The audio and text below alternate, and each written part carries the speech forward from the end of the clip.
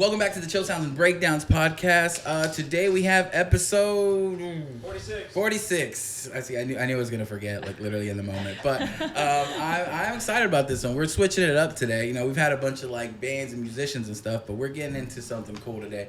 But today we have Dakota and Sam from Flo Ink. How's it going, guys? Good. Flo Ink, not yes. Flo Ink. Flo Ink. Flo Ink. Yes. Yeah. I'm excited because again, like I always like diving into stuff that I don't know much about because like literally when I'm here, I'm just like, okay, I'm just ready to listen to see like what kind of stuff this is and the type of like artwork and stuff that you guys do is definitely something that I like personally like don't like know how to do or ever been involved with. So I'm like, I always love hearing about this. Yeah. But I mean, how did this all like get going like for you guys? Oh man, so I've always liked to draw since I was like a little kid. And like I just, I just dove right into it. I've always took a big interest in it. My family, was always really cool. They always bought me equipment and stuff for it.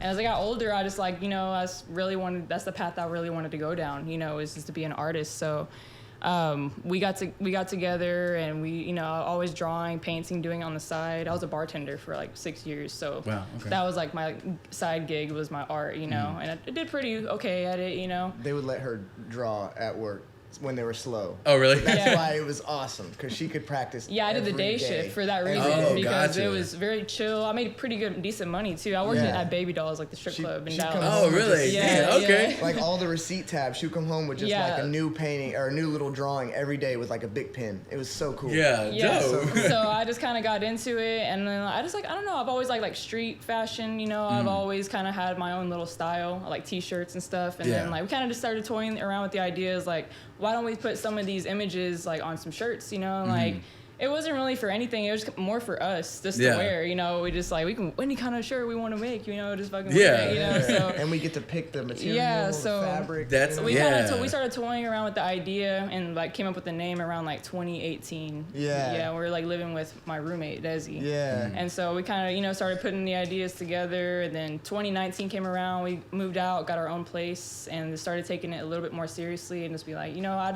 I think I'm gonna go ahead and actually start the brand, just kind of get the licenses and everything for it and just start doing it. And so that's pretty much how it came about. Just like COVID. pretty much just trying to COVID. Yeah. Okay. So that's actually crazy. We started it October. I dropped it like October 2019, and then like 2020 happened. You know what I mean? Yeah. And then like at the same time too, I got pregnant, and so like okay. So her job shut down and she got pregnant at like the exact Holy same time. crap, so I like started this business. pregnancy, COVID. I was like, because now she was home. It was perfect. Yeah. She was home to be able to work on what she needed to work on every day. And I was on the unemployment. So It was crazy. For her to start. So it seemed really like disastrous at the time, but like the way it was playing out, it was like actually it was really beneficial. Is it like looking back at it, or you're like kind of like maybe this is like the way it was supposed to go to allow you to kind of because I think I would have still kept bartending, because that was my main hustle, and then like I kind of just got forced to go into this and just go full fledged. So I've been doing it 2 years now, and this like my full-time gig now is really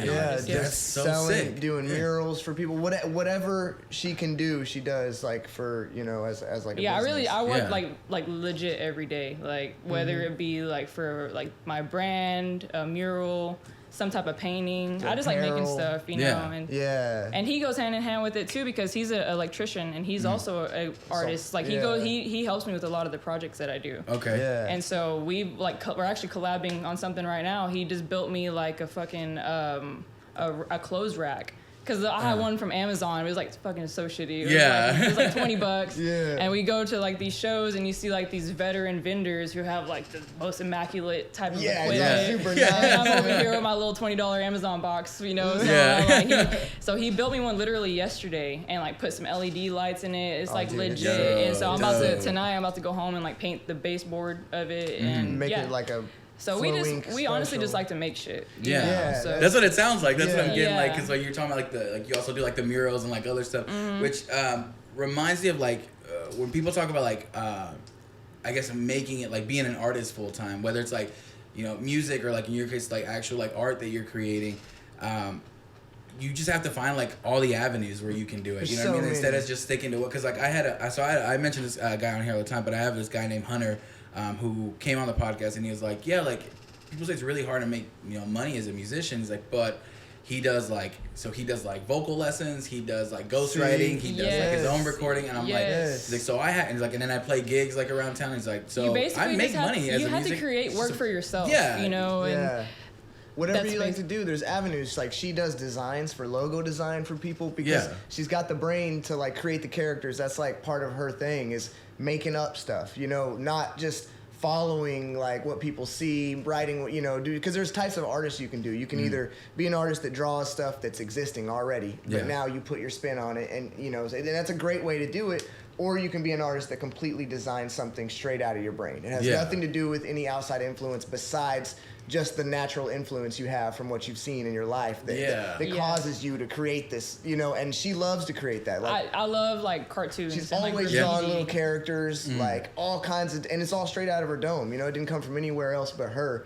So like that's valuable in art because now people will come to you because they can't do that, and so they give you an idea and you just run with it, and like that's a really good way to make money as an artist. So like, I get like a lot of so she can use her brain just to have a profitable business on logo design, like doing murals for people. They'll just hit her up and be like, we want this. We kind of want this. We know what it needs to be sort of like, and she'll just draw something up, send them the image, and they'll approve it, or they'll say, okay, we like it, but change this and that, and dude, and that's. It's like, fun too. It's fun, It's not work. It's not really work. So it's kind of crazy to me that I've got it to the point to where it's like this is what I do for a living, and like I'm having like the most fun ever. Yeah, that's gonna be the most fun part of it. Where literally it's like I'm literally just doing art as a living. Like that's just gets and simultaneously too, like my baby, I get to be with my baby like all the time. You know, so like I mean, obviously I got it when I go do murals. I can't take her with me. You know, so I get a babysitter for her, but like most of the time she's just with me, and like I do my art with her, and she likes it too. She wants to draw. She calls it yaba. Yaba. She always she goes yaba. She like points at it every time. And I did a mural at Hawaiian Falls in Mansfield. Yeah. I did one in Waco and in Mansfield, but we went to the Mansfield one recently, and she like saw my mural and she was like, "Mommy, yaba," you know. Oh, she recognized it. Oh, that's freaking cute. That's so adorable. Doing it on the iPad. So like every day, she saw that image. I thought that was pretty dope. I was like, that's pretty awesome. Yeah, dude, it was so cool to see. Like, she already draws. She has better calligraphy than I do. As a 2-year-old, it's kind of embarrassing, not gonna lie. but like it's crazy. She grabs the pen and holds it perfectly, and like draws little like figures and little things. Does circular. I'm like, dude, she's 2 years old. I have a hard time writing my name, man. Yeah. So like she absorbs everything that she does. It's really cool. We're like we're an artist factory. We're like trying to produce more. Well, I mean that's cool. Like you're talking about like you're able to spend like a lot of time with her, but also like she's gonna grow up seeing like her mom do like what she's passionate about, and like in art, and I'm like that's what she's gonna know, like because I feel like when you don't grow up around that or in that, it's really hard to flip that switch and be like, no, I can do this like as a living. I feel like we're fighting like this is gonna be really hard, like I can't do this, or it kind of impedes you from moving forward or like taking that extra jump, like you said in this case, like like the whole like thing with the pregnancy and COVID and like everything, like kind of like help you, like it was kind of a forceful jump and be like, fuck it, like I gotta do it, exactly. But like other times, like if you don't have any catalysts like that, it's really hard to make that jump. And it just makes me like wonder, like if that was not to happen, like would I be doing this full-fledged by now, or would I still be bartending and doing it on the side? Barely able to do it. So it was just something that needed to happen. And with our daughter Kaya, we just want to create. We talked about it like whenever I was pregnant with her. Is like I want to create the space for her to do whatever she wants to do. So if she wants to go into music, I just want to create a huge ass studio at home. And just have instruments, art, anything that she wants to get into that she can do herself. We'll pay for it, and she'll have it there at the house to practice. Or even if she doesn't, even she can it's find just her own lane. She doesn't have to do what we do. Yeah, exactly. But I would really love her to do something. So figure it out. Whatever you want to do, if it involves creating something, I'll put up the money. Like to get you into it and see if that's what you like. Because we enjoy creating. That's all we ever do. It's like always some project that we can do. It's fun, you know. We just on a Sunday we can just have a blast all day just working. We're not barely even speaking. We're just there next to each other. We'll like check on each other. Every now and again. You good? Like, are you have a great day. Like, you know, it's super cool, man. And so I want her to grow up like that. Have that avenue to be able to rely on whenever. And not even just like, of course, my kids, but like also my nieces and nephews, or anybody who wants to come into the house and like kick it and like try to create some shit. Yeah, that's having people around and that space to be able to freely create like is important. And just like I feel like the same way when you create like and love to do it, you just want to like everybody else to feel that same type of joy, you know what I mean? And like he's like, you know, I want you to like be able, and people like, and I've seen it, like I'm like, you know, I've written music for like forever, and then like I started doing like some video work and stuff. Like I was like, it took me a while to realize whenever I took breaks from creating anything was like when I'd be like at my lowest and like or have like it's like I was like, what's the correlation? He was like, I've stopped making stuff. Like I can't. I realized like you know what? I don't care in what capacity. I just need to not stop making stuff. Like in whatever capacity it is, like it's gonna allow me like to be happy, to express like my happiness, you know, and be able to work out whatever I need to work out creating, which is something that I like enjoy, and which is why like doing stuff like this, I literally get to speak to people who like enjoy doing the same thing. So we're like on the same vibe. But yeah, creating is something that I've always wanted to like encourage like everybody around me who's like, no, like I don't know, like if I want to do something. And I love that I get to see a lot more of it these days. I feel like because that whole like being able to do stuff just like on your own and just and create it like that sense of ownership where you don't need like really anybody else's approval or help. Like, you know, as long as I want to do it, like. And I feel like a lot of people too are just kind of afraid to do it, you know, like to me, I encourage failure, you know, because from failure you grow, you know what I'm saying? At least you're trying. Yeah. You want to try something you're interested in, I always say just go for it, because like, dude, you're not going to be great at all when you first start, you know, but that's what's kind of fun about it. I've watched her progress. You build. Yeah. I just feel like people are just like little fucking plants, you know, you just need a little bit of water. Just keep like growing, you know? Even 5-6 years ago, it was a totally different artist. You know what I mean? I've literally watched the evolution of her by just staying consistent, keep going, always. Every time you finish a project, then you can say, okay, what am I gonna do next time? You know, like this worked, this didn't, this was hard, you know, and you just get better and better and better till where like amazing, extravagant pieces are really easy for you at that point, just because you've had so much practice. It's not that you're just some amazing, like, superhuman, you know, you just have so much practice behind you. Nobody wants to do the practice, you know, and that's the... You said the word consistency. Literally, like, out of everything, I'm like, it was when I realized that I don't have to be good at anything as long as I stay consistent. Eventually, like it's getting somewhere, like because you pick up skills along. And one of my friends, he explained it a lot better. He's like, you're just way too close to it. He's like, because like he was like, I showed him something, and I'm like, yeah, it's like it's okay or whatever. And he's like, dude, no, this is like great. What are you talking about? And I'm like, oh, you know, I know like where I'm at and stuff. But he's like, you're a little too close to it. But me, who I see it like from far away and have seen where you started, like. You have made incredible like jumps. Like you're just really like close to it, where you like sometimes don't want to take that step back. And, like, and it's normal to feel discouraged, you know, like because there's times I try new stuff and I'm like, man, that was like really shitty, you know.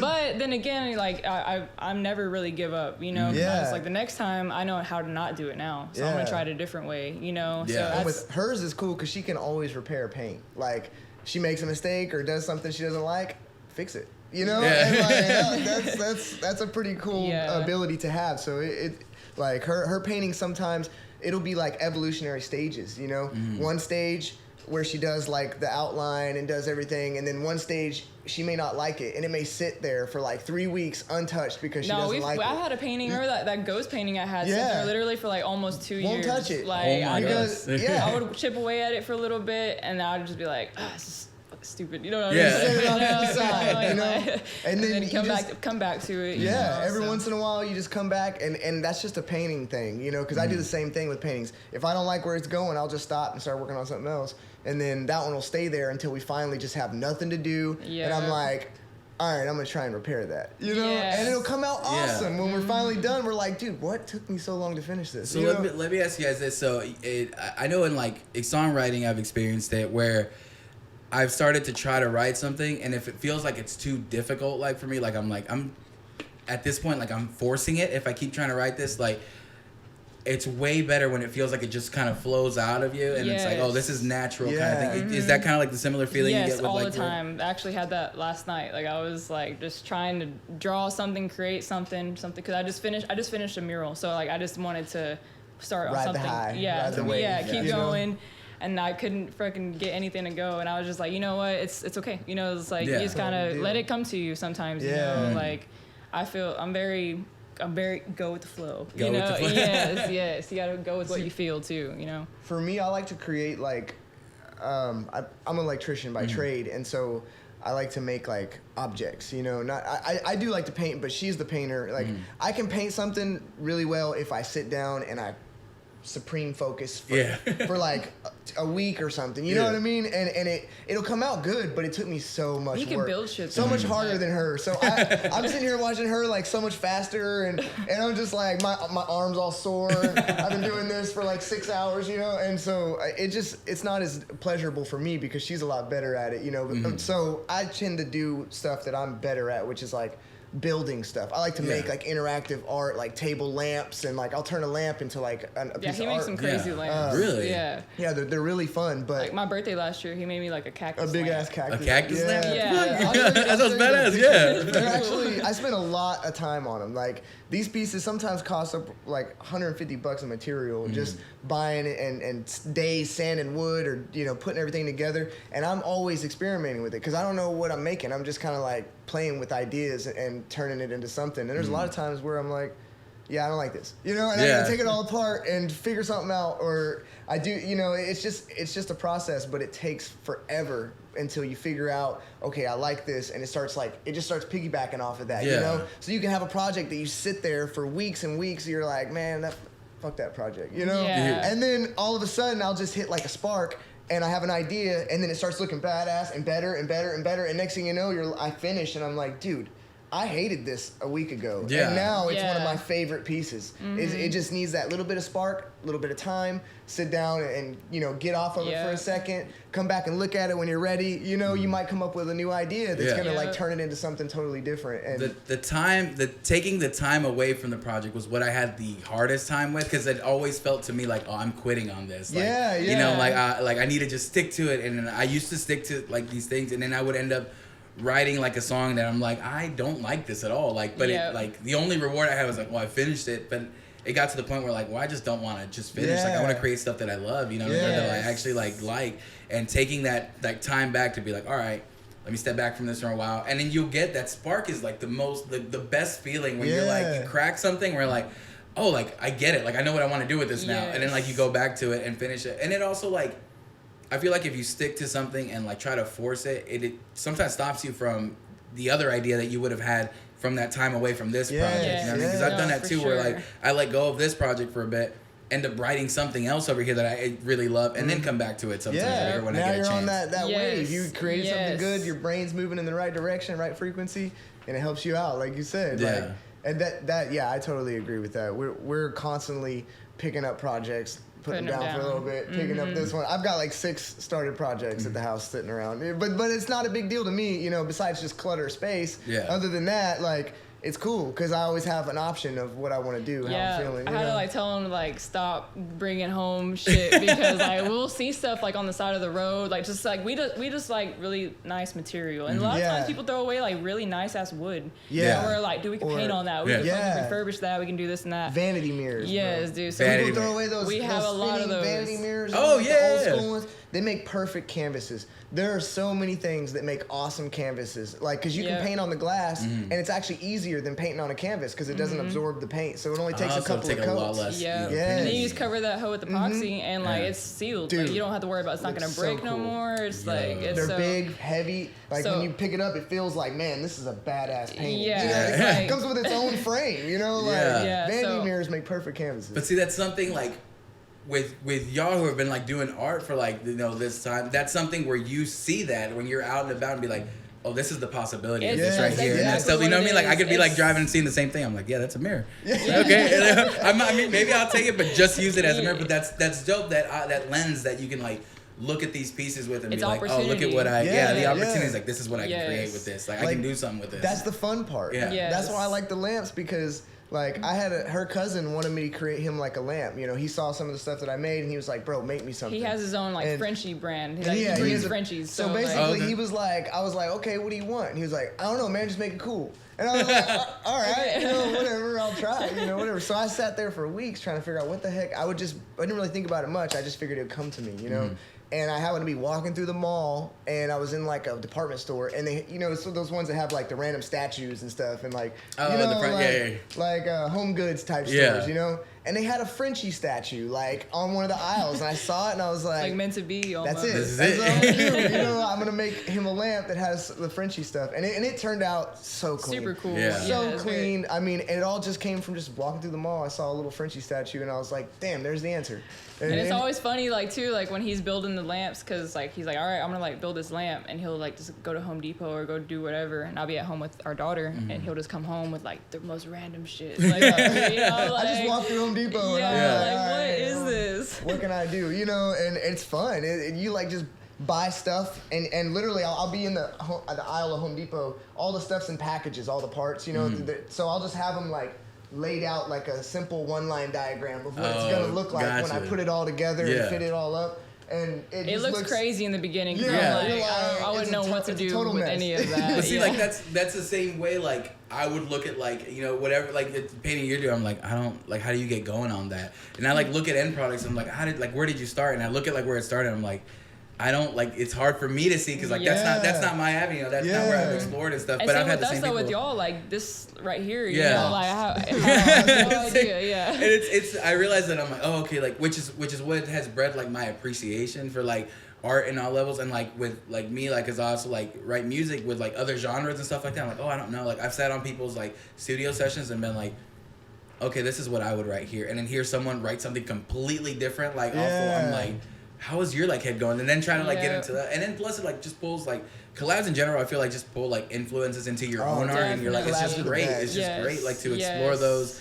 and then bring those into your own art, because that's how we've all created our own style. You know what I mean? It's from every influence to everything we've ever seen ever. Like you know, that's why like I was gonna ask, like you were talking about cartoons. Is there any like really like early ones that you used to watch that were like your biggest favorites? The classics, man, like Courage the Cowardly Dog. You know, nice. I really honestly that was a pretty he's on his tattoo on his arm. Yep. No, that was a big one for me because I just really liked the spooky kind of art. And I felt like with that show, I was like just a kid. Just that shit was real creepy. Like I still go back and look at it. I'm like, this is pretty scary. Creepy ass show. Yes.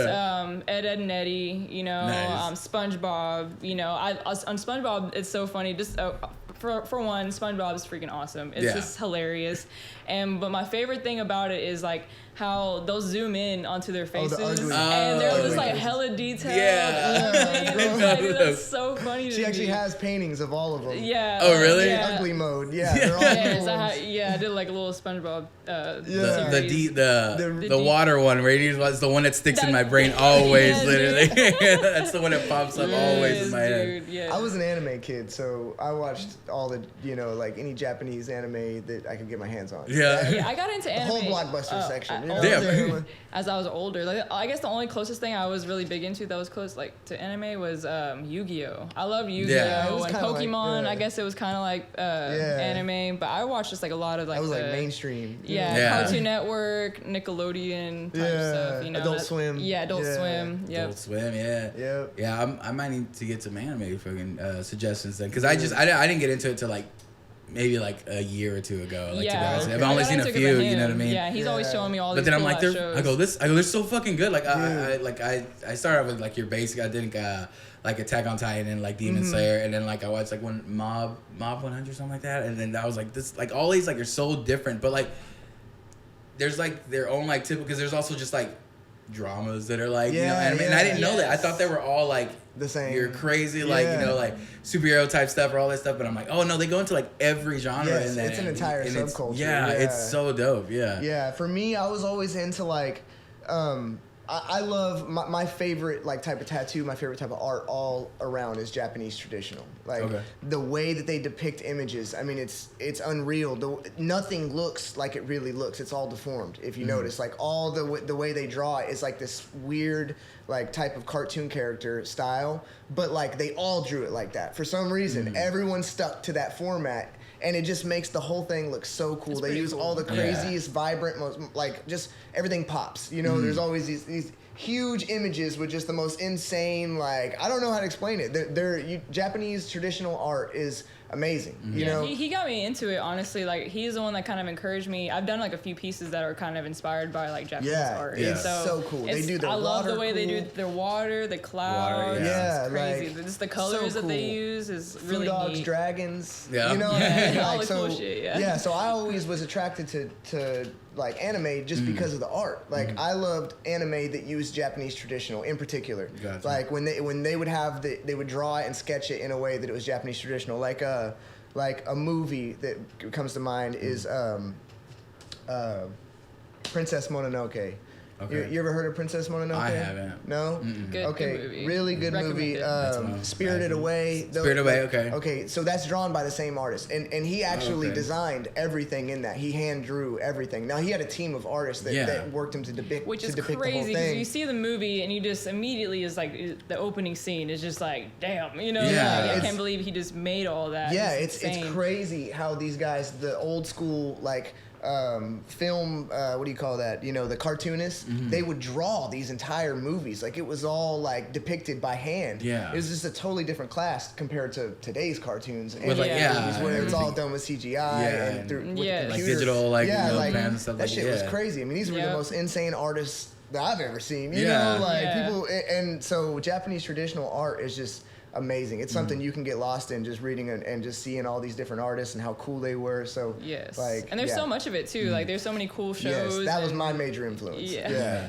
That's, I mean, it's cool to create that appreciation for, because I feel like you could get, I like that you actually took the time out to be like, this is like dope, and look at the art, because like I feel like I'm looking at me, I'm like, oh, like I wonder if, because I'm not looking at it through that lens, I just be like, oh, I'm just looking at the show and not think about the background. But then I've gone and looked at like behind the scenes of animation and stuff like that, and then it's like the older stuff, I'm like, yo, they were drawing this shit, you know, like to get these things to move is like drawing this thing over and over, and everything was done by hand. Even, like, you're right, like that's insane. Yeah, even Pixar is pretty crazy. Like with Finding Nemo, like I've seen Finding Nemo, obviously, right? Okay, so like I watched kind of like behind the scenes of how they did that movie too, and like they had people who actually like went scuba diving like into the water, like would go and like a team of scientists and like just really basically just kind of see how everything moves, the fish, everything, and so their animators would go based off that footage and put it into the movie. So it was pretty crazy. Like they like just went that deep with it. Yeah, you know? Yeah. For me, cartoons are more than just cartoons. Like these are artists and like they're like depictions. You know, like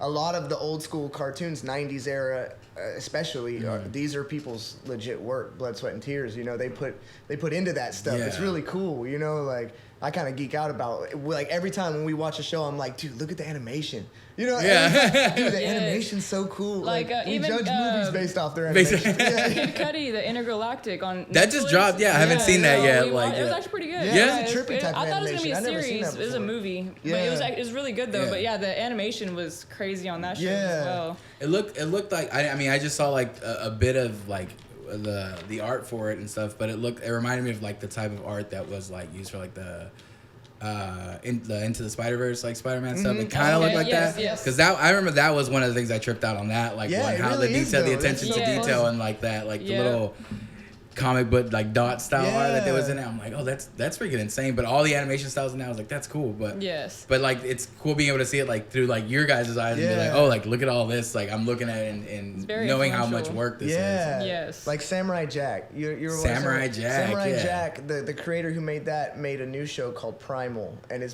played. It's on HBO Max. HBO Max. Yeah. And it's displayed in old Japanese traditional. Great show. Yeah. Primal. Yes. It barely has any dialogue in it. Literally it's a caveman and a dinosaur. Yeah, so there's like a bunch of grunting, but there's so much emotion behind it. They go through so much. It's trippy. It's a good show. I just started watching it because the animation was cool. It was like, once again, it's old school Japanese, and I was like, this is dope. It's like new spin on old school Japanese, you know. And it just happened to be the same animator. From Samurai Jack. I was like, bro, this looks like Samurai Jack. And sure enough, we looked it up. Immediately look it up. Yeah. I feel like is that one thing you do? Like immediately when you look at like some animation, like I need to know who does this. It's their signatures, man. These guys do it for a living, and they do it a certain way. That's them. It's their own flavor. You recognize it in other places. Like her. Same way, she has her own style, bro. Like that's the goal. Is we're trying to get it to where people see something and they know who did it because they know the style, they see it, you know, they're used to seeing it. Which that's even kind of crazy to me too because I don't even know like when that happened really. Like just me having my own. So style. that literally that's so weird. Like that's where my head was going. I was gonna say like when do you think that happened for you or like because I know like I feel like whenever you start off the most we have access to is like okay I can try to. You know, draw or make something of that I'm looking at, like you know, something that I've seen. Like, let me try to draw for that, and we start like just emulating. But it's like, when does it get to a point where like it's just you, like what you like? When do you ever like feel like there was a moment where you're like, I feel like, oh, this is like me now? It was when you first started making those characters. Yeah, and honestly, working at Baby Dolls, like like just drawing, I would draw every day, and I didn't bring any like supplies with me. I just had the basic supplies anyway. So I literally had like a ballpoint pen and just like the little bar tabs. Yeah. So I would draw on those like all the time, and I still have a bunch of them at the house that like I just kept, you know. But I got really good because I didn't have an eraser, so I just kind of had to get good with like coming up with things, you know. Yeah. So. I would just draw. I like to draw eyes a lot, so I would just start off with eyes and kind of just start, you know, making a character, a face out of that. And people would start making requests, you know, and so I'd be like, okay, let me see if I can try to do this or do this. So I feel like I got pushed kind of every day, you know, because it wasn't a big deal. It was just like whatever. It's just something I did at the bar. It's like climbing a mountain one step at a time. You know, you don't even notice how high, you know, you get to the top and you're like, oh shit, I just climbed this whole mountain. Like, I love, like, I've always loved, like I guess, like cartoons and graffiti, and I've always liked to draw dogs. And I also, do you remember like the little homies? Yeah. That we used to buy? So I used to collect those. I used to think they were always super cool. I just like the whole, like, we're from Fort Worth, so I like the whole, like, lowrider type style, you know, like so I would just mix that with like the dogs and the homies that I would see and stuff that I would see on TV, like the expressions, and kind of just came upon its own, you know. See, and probably like doing it like low pressure like that, where you're like, oh, like it didn't really matter. Kind of probably allowed it to flow just naturally without any pressure. Like it's got to look like something a certain way. It's just like you creating just to create. Because then next thing you know, like people are like, oh, that's the girl that always draws. She's always drawing. What are you drawing today? And I was like, damn, I didn't even really know I was like known as that. You know, people were paying attention. Like what the fuck? Like regulars, just people who come in, not even people who work there. You know, like they're just like they know her as the artist at the bar. That's and really so even cool. I went and switched locations. I started working at the Fort Worth location, and they would have like these crazy random parties, like theme parties. So I would come in the mornings and like I would just decorate like on the mirrors, like whatever kind of theme party that was. So that kind of, I feel like that kind of introduced me to murals, like started scale. Exactly, because I've never done anything really that big before. What was your like first one? First like mural? The Garage, men's grooming. I don't know if you heard of that. I haven't, I actually went to high school. We went to high school with the owner. And so she just kind of hit me up one day just because I guess everybody would, someone had mentioned me in a comment saying like, because she needed someone to paint a mural there. And so someone mentioned my name. Facebook, somebody mentioned her. And so I was like, yeah, I'll do it. I just kind of did it because we knew her from high school. So she was like, oh, bet, for sure. And I was like nervous as shit. I was going to say like, were you like, can you do it? I mean, being your first one, like. So nervous. Like I did it, and I surprised myself because it was like not as hard as I thought it to be. I think just the fear was just like, you know, in the way. But like it's funny now because this mural I just did, like I whipped it up like super fast. Like I was like 3 days, you know, but like there's been times it's like I feel like it would take me like almost a week, a little over a week, you know, and I think the more and more I've just been doing it, it's just getting easier, you know, because I know what to do. When we went to Hawaiian Falls and did a mural for them, and that one was huge. Well, that was I did one by myself in Mansfield, which was like, it was the same. We did the same thing. They just wanted the same design on both places. And so that one was a lot smaller, but we went to the one in Waco, and that one was like, what, it was like 14 by 11? 14 by 11. So it was huge, so big, yeah. And it was dead in the middle of the summer. It was hot. Oh my God. Over 100-degree weekend the whole time we were there. Like by 11, it was like blistering, you know? Oh my God. Yes. And there's a bunch of it was a screaming white kids wall. everywhere. Yeah. I was like, yeah, dude, running through. We'd be like setting up, and they just like run through it. Oh my God. Dude, Yeah, there's paint out here. Paint under pressure, you know what I mean? Like, and all these we even like set up barriers, like they like put up like a chain link fence and everything, and like people would, there was still like a few people that would just like go, I didn't know if they were messed up. I was like, well, it's like kids water park, you know? Like, that's how they make it through the water park. That's what I'm saying. Yeah, the whole time when we first got there though, and we realized, because she agreed to do this, they were like, yeah, we want it, but we also want to make it a little bigger. And they're like, okay, so you vision that in your head. They told us the dimension they wanted, but you can't really see how big that is until you go and actually lay it out. Yeah. And we had to drive to Waco for this shit. And so this is like nighttime. This was like, we got there late. Yeah, we got there like at 8. We got done like laying down the outline by like 11 or something like that. And then we're like, dude, this is huge. Yeah. This is gonna be a lot of paint. Yeah. Yeah. And it did. It did. Yeah, it did. It took 4 days. We were there for like 4 days, and I had to keep. And that's both of us working at. Yeah, Damn. both. It wasn't just her. Like I was, and one of the days was to faulty color. You know, we changed the colors just a little bit on this one, and one of the colors that we changed, it went from like a deep purple that like was a black based color to like a pink purple that if you put enough coats would make a deep purple. It took a lot of coats. We literally spent the whole day working on a damn palm tree. One palm tree.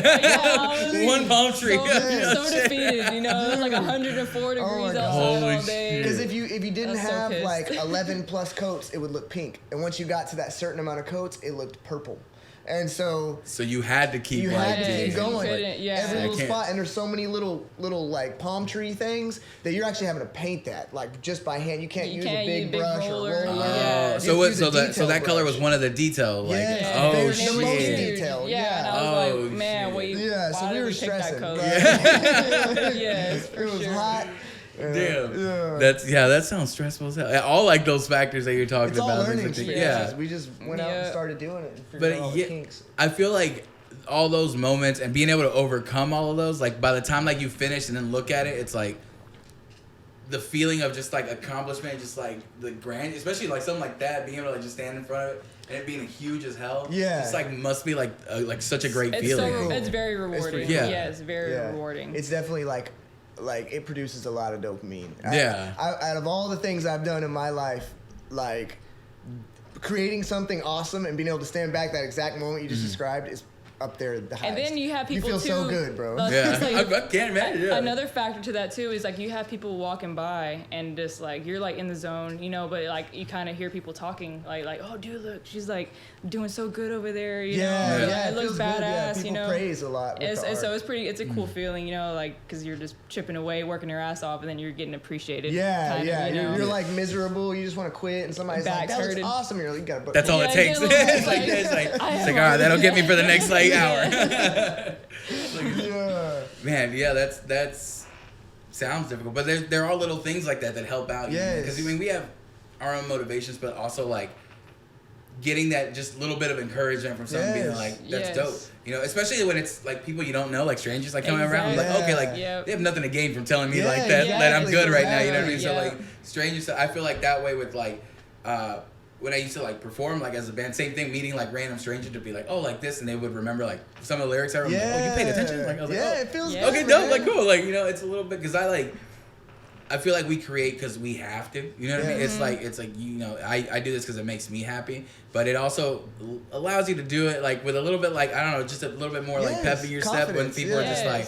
Oh, like that's dope. You know, what I mean, this is cool. Like, good job. Or it's a huge deal because like you don't even realize it. You tell yourself you're creating it for yourself. You are creating it for yourself, but if nobody else likes it, it definitely takes a lot of the shine out of it. It's nice to get praised. Yeah, it's cool when you create something and people are like, "That's badass." You know, like I feel like art is one of those things that. I don't know, like it's hard if you can't find one that you would enjoy. You know what I mean? Because like you might like there's all different types. You know what I mean? Like there's an artist for like everyone that you like, and just stuff that you like, and then just like especially being able to watch it being made is like an incredible experience. So the mural experience must be like awesome for people like to also just like spectate and experience. I'm sure you get people like just standing there for a bit and just like watching it happen. Yes. But art is again like we look at art like every day, and stuff like we're going down the street, even if it's like different like advertisements and stuff like that, but different things like watching that somebody made something.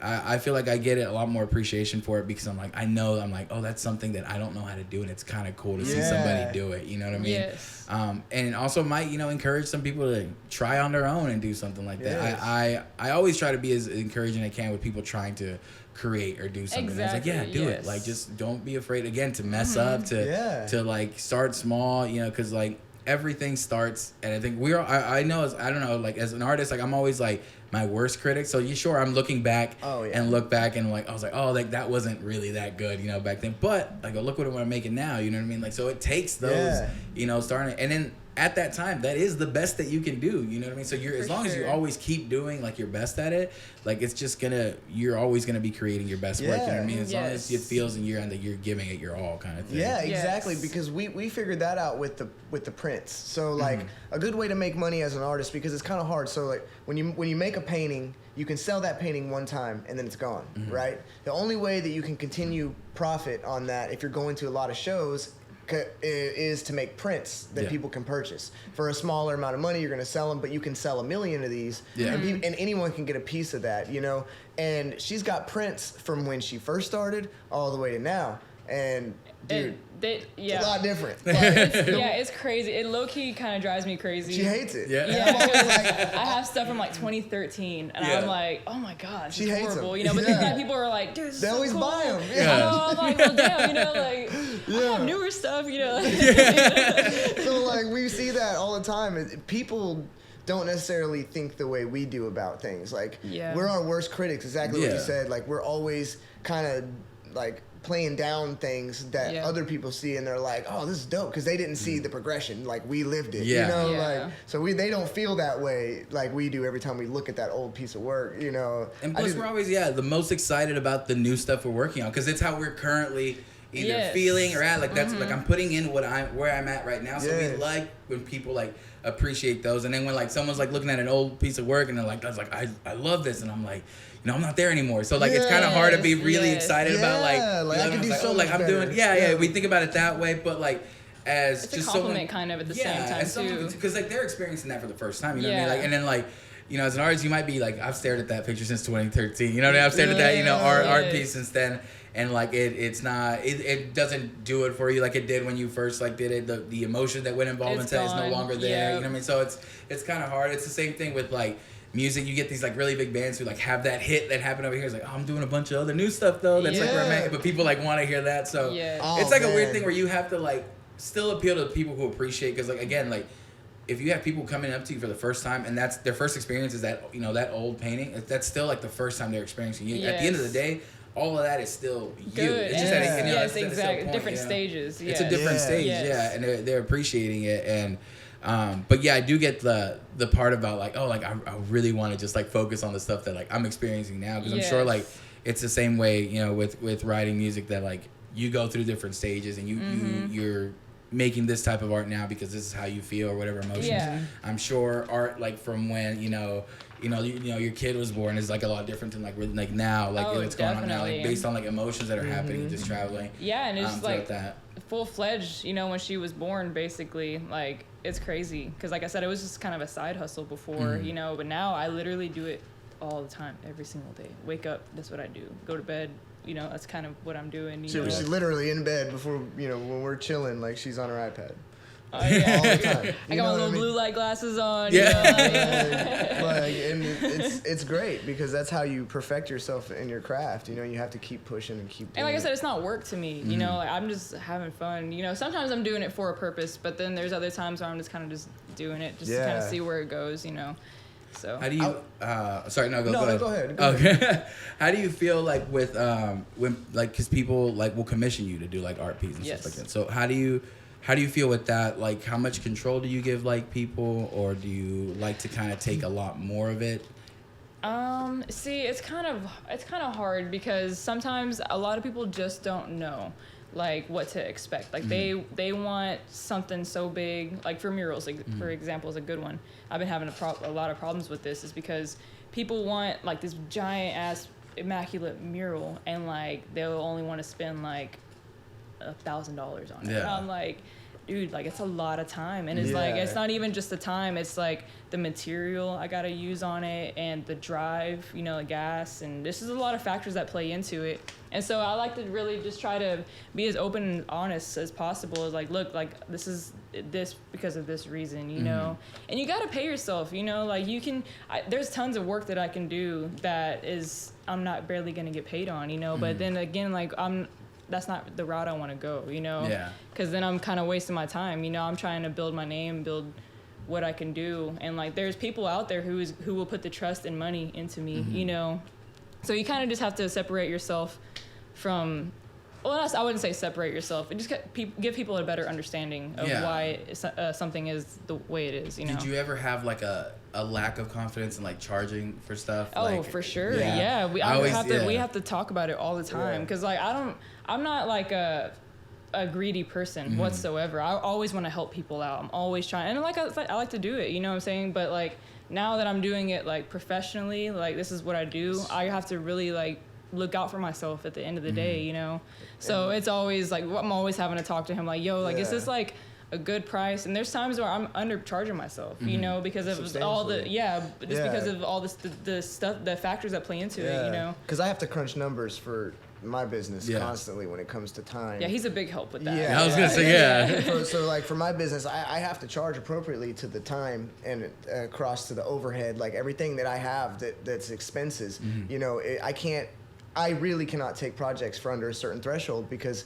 I'm not making any profit at it. Then it's all going to overhead, you know, and like so I do that constantly. So it's hard for me not to do it in her shit too. Yeah, you know, she'll be trying to charge a certain price. And I'm like, hold on, babe, like. How many hours did you spend on this project? You know, like how much money did you have to spend? Like, how far was the drive? Down. Like, did you have to like gas every day? You know, like all these things. And you start doing all the math, and you're like, wow, like I actually spent a lot of money on this and time. Yeah, you know, like, and then it's also like looking at like, oh, even if something like didn't take that long, it's still like, how much skill did you gather up so that it only took this long? Yeah, you know what I mean? People Like never recognize like that. That's a hard thing to kind of look at because like people from the outside be like, oh, you know. You did this in, you know, a few hours, you know, and it's like, yeah, but like I have honed skills like to make it only take this long to be able to do this for, you know, that's a convenience, like, you know, like taking longer. I think I saw like this little clip of like someone being like, you know, it's like if I make a logo for you in like 2 hours, like, and I charge you, it was like a huge amount, and the guy was like, yeah, like maybe not because you only took 2 hours on it, and the guy was like, so if I took like 30 hours on it versus 2, like would you pay me that amount? It's like, maybe like I might be able to find someone to do it cheaper. He's like, so like why am I getting punished like for doing it quicker? You know, like I'm like, so I'm like that is true. You know what I mean? Like you get to a point where like, it looks this easy, or like it looks like simple, or it looks like it doesn't take like that much effort because I've worked on it, you know, so that it looks this easy. You know what I mean? But that's still, you know. It's funny you say that too, is like the people that they say they can get someone else to do it. And like sometimes like with being an artist, there's a lot of artists that can do stuff that I can do, you know? And like it's funny too because a lot of artists I feel like are not charging what they should. They're undercharging themselves, you know? So it's don't understand.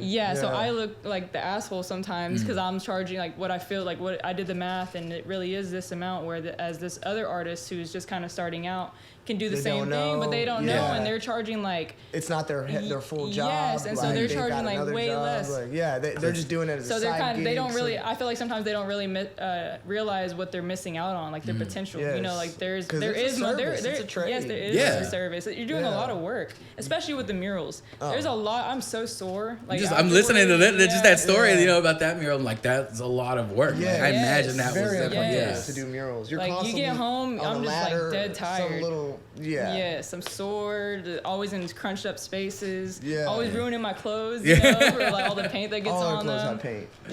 Yeah. I feel like that's a big thing in like people who make art and just like artists is like that when it comes to like charging for stuff, it's kind of weird. It's like because again you're creating art and you're like, yeah, I'd be doing this for free, you know, but having to put that value into yourself and be like, okay, well, I also like did work for that, you know, work at it. I've had a lot of problems with that. People they always want something awesome because they just see the finished product.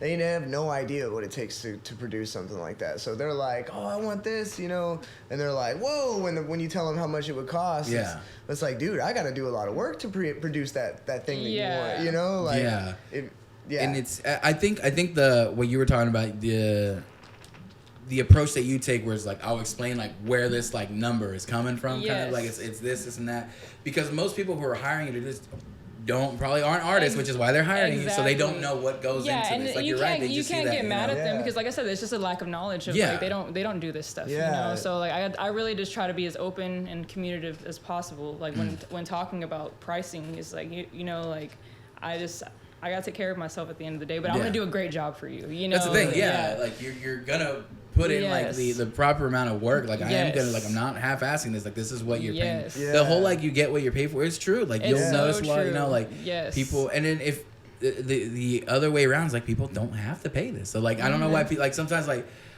I've seen people get upset. It's like, well, they were charging me this much for that. I was like, well, you know, you don't have to pay that. Like, but you know, whatever product that you want, if you want that, like, I'm sure you're gonna pay for it if that's really what you want. Now, I had like my friend Zaylin did like a single art cover for what I think, but he hired like an actual like artist to do it. And then with his commission, he's like, okay, so I love your art. It's like your style and what you do. He's like, here is a prompt for it, but I'm giving you control that if you don't like this, I want you to create something. He's like, so you have full control, and then whatever you're asking to get paid, like I'm paying that.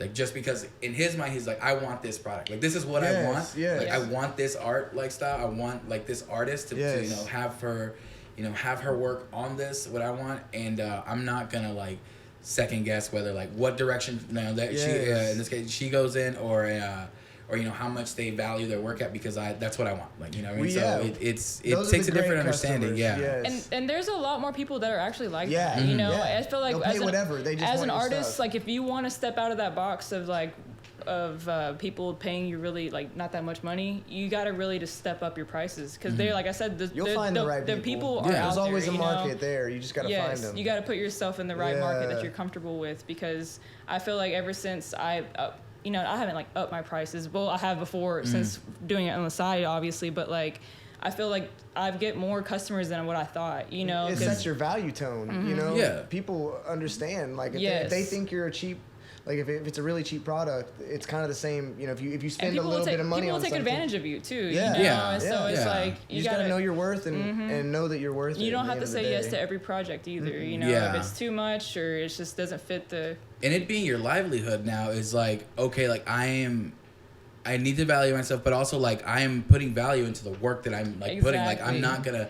Again, like this is not a project that's getting half-assed. Like this is what I do. Like, and like that shift is like now. The money that I make too is like I put all that into my art. You know, I buy equipment, I buy just new things. You know, like so like us going to shows and doing murals and stuff like that. That's given us a lot more equipment and stuff to work with. So it's broadened our horizons even more. You know.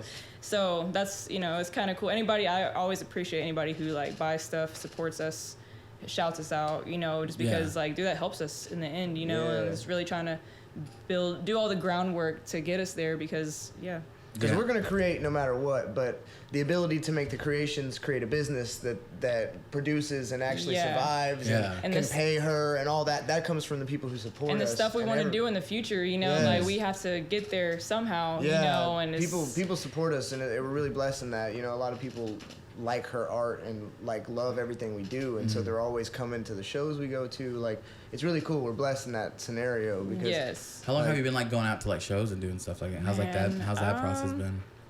I feel like we've done it a lot more this year. It's fairly new. Started like I think I did my first one in like 2019, but that was it. Like I did one. It was at Lola's Trailer Park. Gotcha.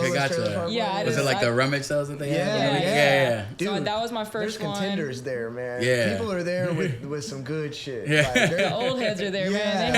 They have a badass equipment. But so I started out there, and after that I didn't really do a show until like a year later, I think, you know. And then like this year, like Martin House, we're real cool with them, and so they have us out every event pretty much out there. Open invitation. So we We're always there. Yeah, we're always. Yeah. I'm just anytime anybody invites us to an event, I'm like, let's go. Let's do it. Yeah. Let's do it. If we can make it, we'll be there. Yeah. Yes. Yeah, because you gotta. I mean, that's another step too. I feel like in person like interactions kind of help promote art a little bit easier because you can make connections with people. And I've gotten a lot of gigs that way too. It's just kind of crazy. Like someone bought at Martin House, someone bought a painting from me, and then they happened to work at Hawaiian Falls, and so I got two mural gigs through that person. Yes. So it's just kind of, you gotta do the things and meet the people because a lot that's opened so many doors than you realize. Isn't it weird? Like I always find it like weird I never understood the word networking, and then I was like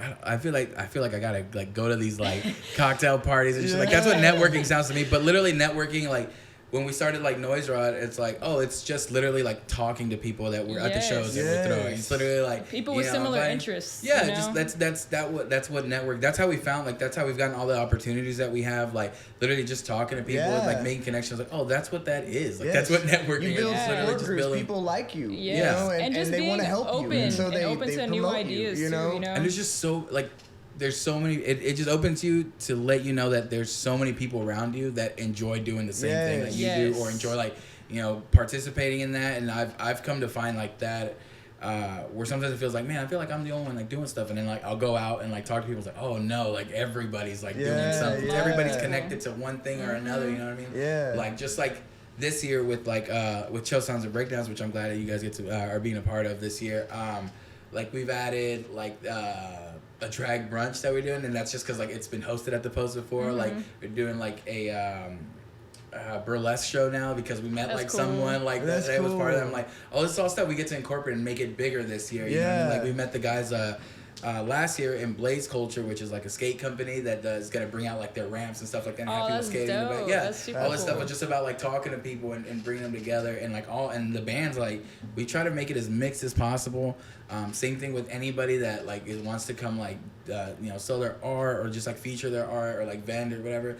I was like, there's so many people like out there like creating things, and like that's what I love about this, that we've focused it on it being local, because like I feel like if you've never like participated or been a part of it, you don't feel like this stuff is out here. You know what I mean? And like I'm like, I want to like highlight the fact that I'm like, yeah, this is like down the street from you. You know that like all these people like live around here. You know, they're not far from you, and like all these musicians, all this like stuff, all these like local creators like are here creating like awesome stuff. And that's like the whole point of Chill Sounds, is literally just to highlight that out of like where we like community, you know, for sure. And like that's why I like going to shows like this, just because you really don't know who's around you doing the same stuff, you know. So I just love to meet people doing the same things or interested in the same kind of stuff, you know, or just trying, you know. Yeah, community is a big part of art, I've come to find out.